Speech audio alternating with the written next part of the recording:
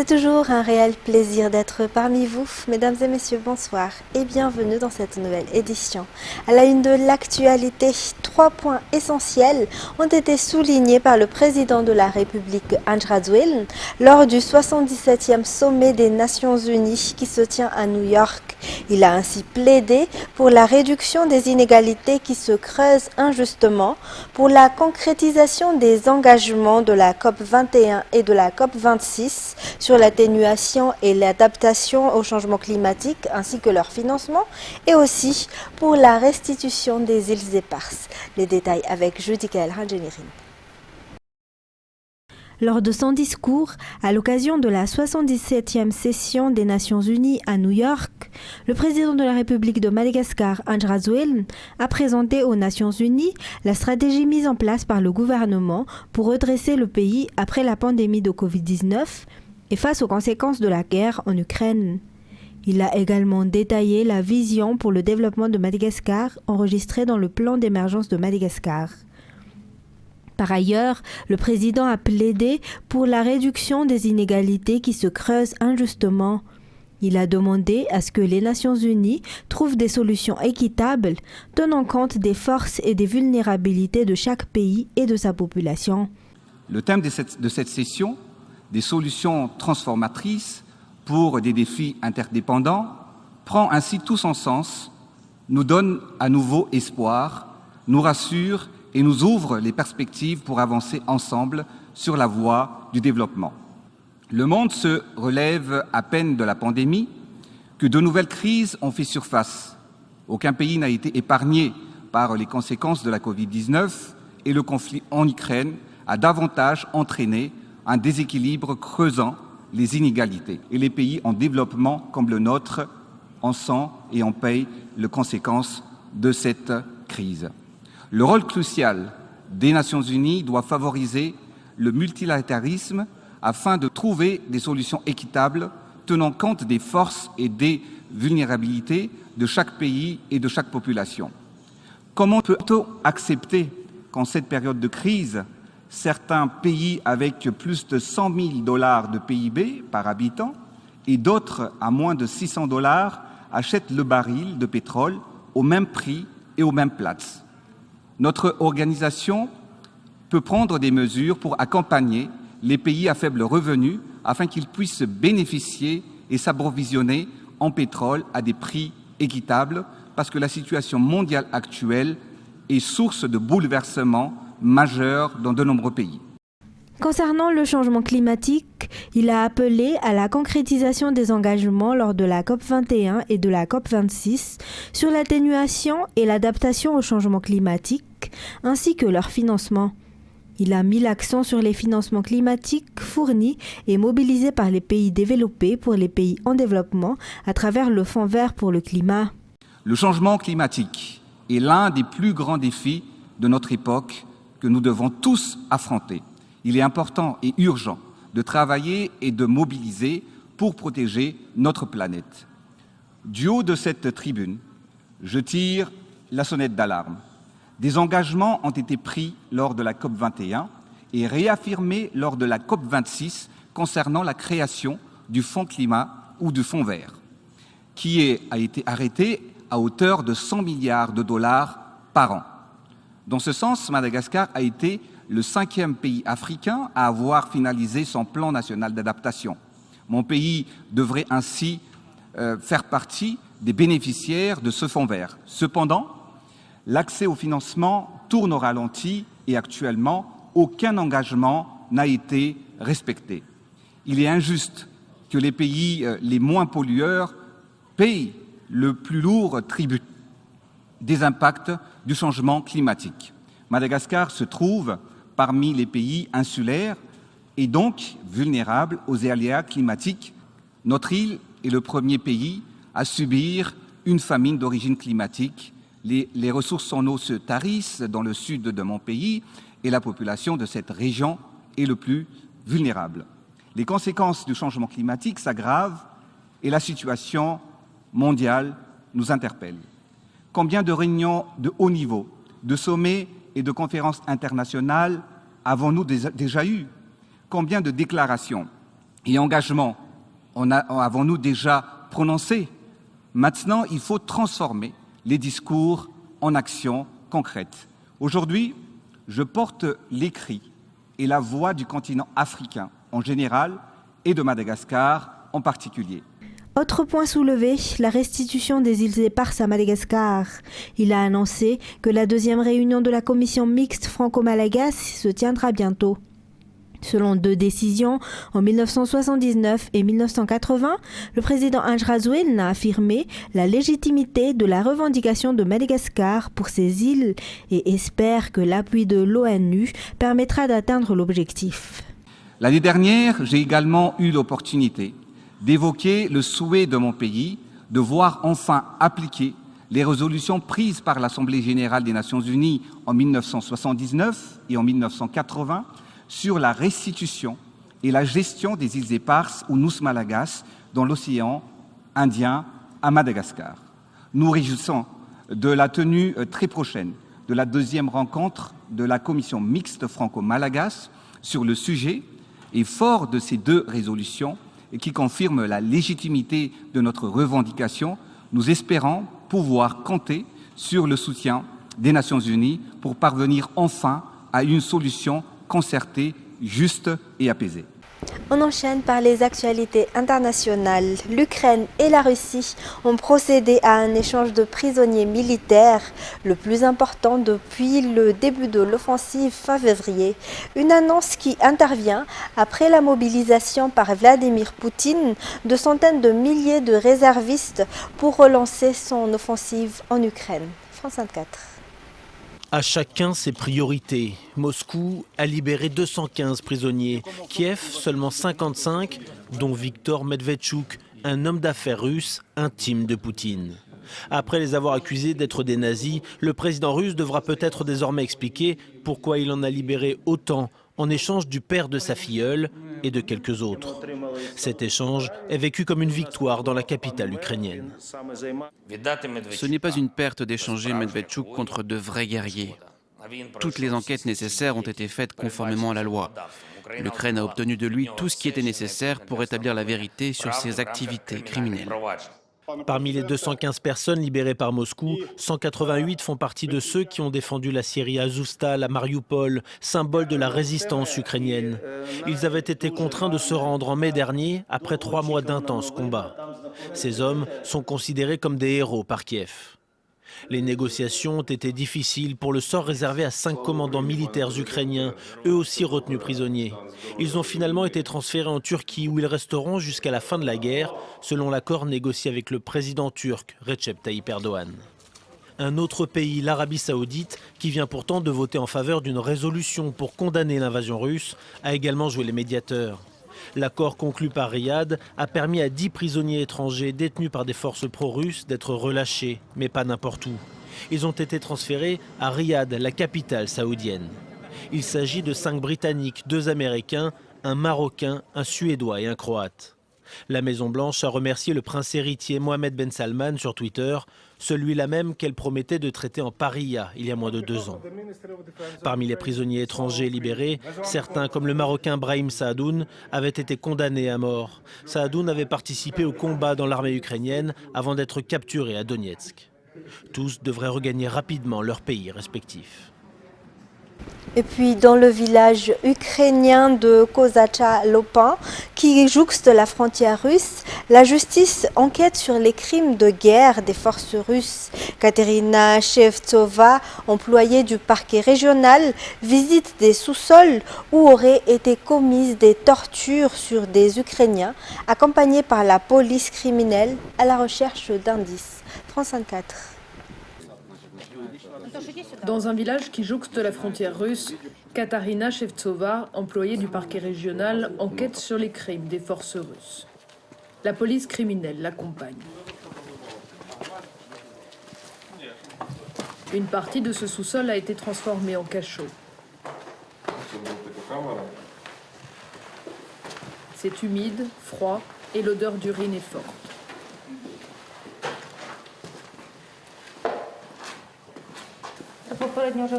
Les gens étaient gardés ici pour être torturés.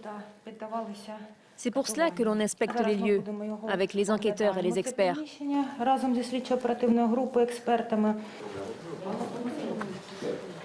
Ce n'est pas le seul lieu de Kozachalopan où la torture était pratiquée. Des tirs d'artillerie se font entendre, pas de quoi interrompre le travail des enquêteurs. Les enquêteurs sont actuellement en train de relever différentes preuves. Ici, nous sommes dans le sous-sol d'une station de train à 3 km seulement de la frontière russe. Et les enquêteurs, la police, le parquet de Kharkiv ont eu l'information qu'ici, des prisonniers étaient emmenés pour être torturés par les forces russes. De l'ADN est relevé sur les objets situés dans le sous-sol. Ils seront emmenés pour expertise. Pendant l'inspection, on a trouvé du scotch. Et on examine, car ils s'en sont probablement servis pour attacher les mains des victimes. Ce sous-sol de la gare, cet habitant qui souhaite rester anonyme y a passé 5 jours, avant d'être déplacé dans une autre prison. Ancien membre des forces ukrainiennes, les soldats russes se sont acharnés sur lui. L'un d'entre eux m'a interrogé sur mon service et ma position dans l'armée. Il m'a baissé le pantalon et le caleçon, et il m'a dit « Tu t'allonges ici tout droit ». Il a pris une pince en fer et l'a accrochée à mon sexe. Ils m'ont dit « Tu vas répondre ». Après 5 décharges électriques, j'essayais de me frapper la tête contre le mur. Je criais. C'était atroce. Il se dit soulagé par la présence des enquêteurs aujourd'hui.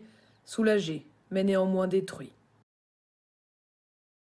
Plus de 1300 personnes ont été arrêtées mercredi dans des dizaines de villes de Russie lors de la manifestation improvisée contre la mobilisation partielle pour l'offensive en Ukraine, décrétée plus tôt dans la journée par le président russe. France 24. Ne touchez pas à nos enfants, scandent ces manifestants. Ici, ils disent non à la guerre. Ces Russes n'ont pas peur. Ils sont des centaines à prendre part à des manifestations improvisées à Moscou, y compris sur certaines artères centrales de la capitale. Personne n'a attaqué la Russie. Si quelqu'un l'avait attaqué, la mobilisation aurait été logique. Une mobilisation de 300 000 réservistes annoncée ce mercredi par le président russe. Une première depuis la Seconde Guerre mondiale. La mobilisation est horrible. Poutine a déclenché cette guerre. Les gens sains d'esprit ne le soutiennent pas. Mais ils ont peur de protester car ils peuvent être arrêtés. Et ils sont d'ailleurs nombreux et nombreuses à en avoir fait les frais. La réponse policière est immédiate en Russie et bien connue. Un à un, les manifestants sont conduits dans un camion de police. Puis les agents repartent inlassablement à la recherche de nouvelles personnes. Impossible de leur échapper, comme ici, à Saint-Pétersbourg. Viens ici, ne cours pas, je t'aurai de toute façon. Viens, calme, tu vas adorer, tu vas voir. Selon les autorités, ces manifestants risquent jusqu'à 15 ans de prison.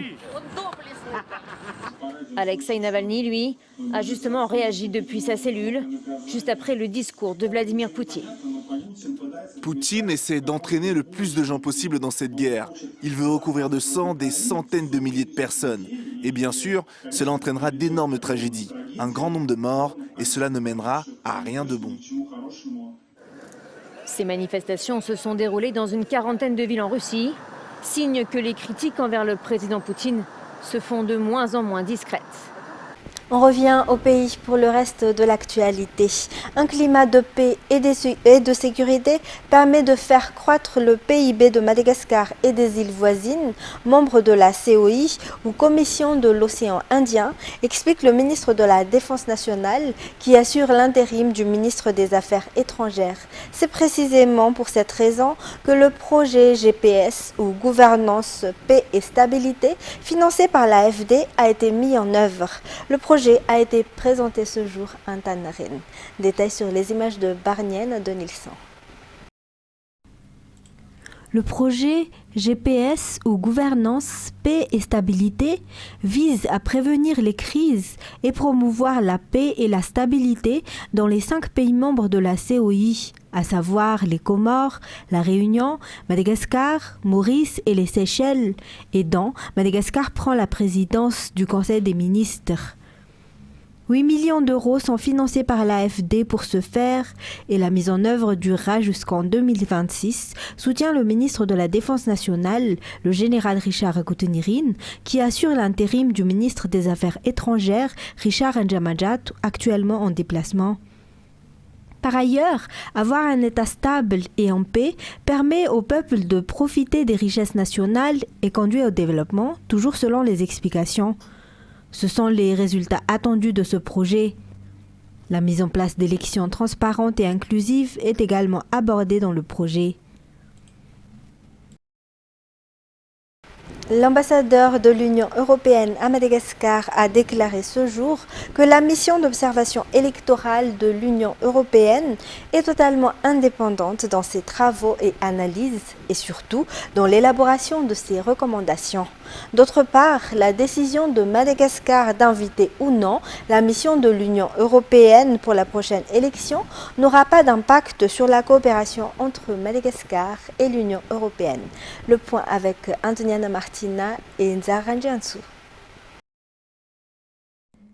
Les nombreuses recommandations effectuées par la mission d'observation électorale de l'Union européenne sont issues des dernières élections en 2018, se justifie l'ambassadeur de l'Union européenne ce jour lors d'une rencontre avec la presse.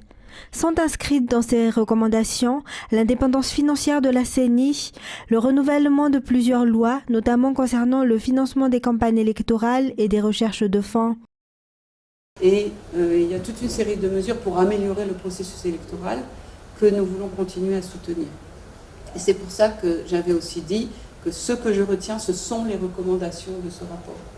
Et que nous allons nous efforcer d'aider à leur mise en œuvre. Et je sais formellement que c'est impossible de tout faire en un an, notamment parce que certaines recommandations requièrent une révision de la Constitution. Donc il faudra identifier ce qui est réaliste, ce qu'on peut atteindre, et où l'Union européenne peut soutenir les autorités malgaches pour faire des progrès en termes de cadre légal, notamment électoral, ou de mise en œuvre de ce cadre légal. La coopération de l'Union européenne et Madagascar ne doit pas être confondue avec le travail de la mission d'observation des élections, selon toujours les explications. En conséquence, il n'y aura aucun impact sur l'accord économique entre les deux parties, que Madagascar invite ou non la mission d'observation des élections lors des prochaines élections. Simplement, je voudrais vraiment formellement rappeler que toute mission d'observation électorale est à 100% indépendante. Donc, elle est menée, elle est dirigée par un observateur en chef qui est un parlementaire européen et qui a la pleine liberté de ses actions et de ses propos et de la rédaction du rapport. Le gouvernement malgache avait choisi en 2018 d'inviter l'Union européenne à observer les élections.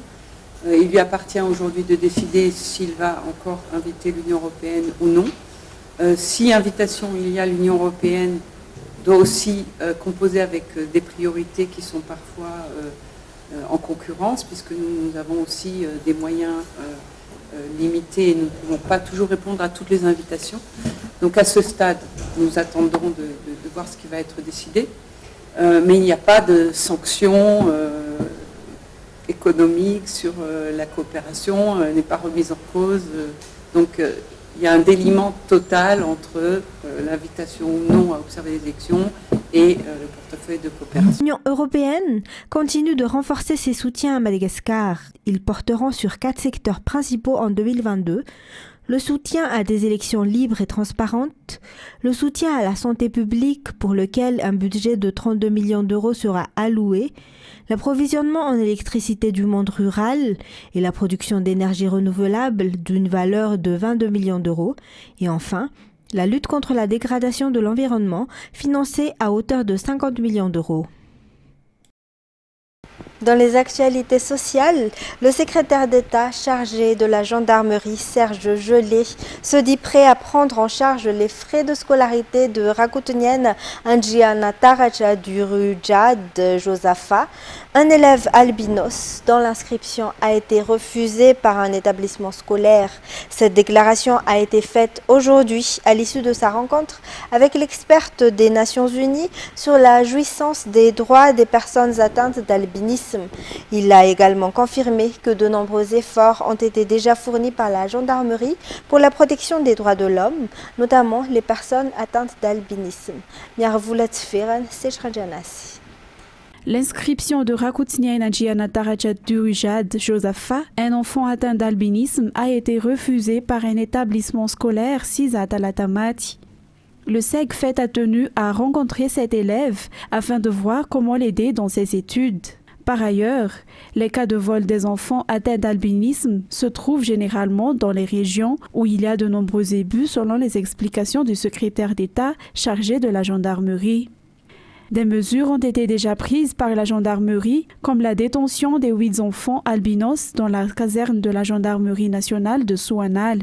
Il a également déclaré aujourd'hui qu'il est prêt à rencontrer l'association Albinos Madagascar pour trouver des solutions afin de renforcer la protection des droits des albinos. Nombreuses ont été les étapes qui ont déjà établies par la gendarmerie pour la protection des droits de l'homme, y compris les personnes classées vulnérables, telles que les personnes atteintes d'albinisme.